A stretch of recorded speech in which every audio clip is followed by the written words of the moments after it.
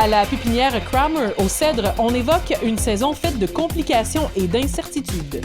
Les travailleurs étrangers viennent au compte-gouttes et la main-d'œuvre locale ne suffit pas à les remplacer.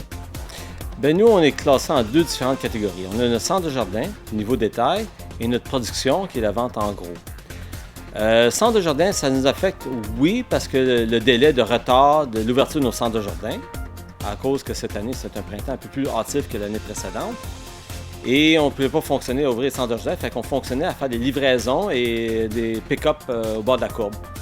Et maintenant, les centres de jardin sont ouverts, ça fonctionne beaucoup mieux. Mais certain qu'avec le COVID-19, on a des restrictions de distance et de personnes esthétiques, de propreté et ainsi de suite. Ça complique les choses. Au niveau, en gros, notre section avec du grossiste, bien là, l'arrivée des travailleurs étrangers nous retarde beaucoup sur nos activités à cause de toutes les précautions qu'on doit prendre sur les résidences, parce qu'on ne peut pas faire entrer tous nos travailleurs présentement, parce qu'il faut se garder 2 mètres de distance à l'intérieur des résidences. Ça fait que là, on a moins d'activités. On a recruté beaucoup de personnes locales, plusieurs, mais c'est pas assez pour combler nos besoins. Certains que les personnes ne sont pas venues travailler à cause qu'ils ont d'autres bénéfices, qui peut-être le découragent un peu, mais ça ralentit les choses beaucoup présentement. Mais comment allez-vous faire venir les travailleurs étrangers? Présentement, normalement, on a fait venir 46. On a reçu 23. 3 qui étaient arrivés avant les restrictions, qui peuvent travailler normalement.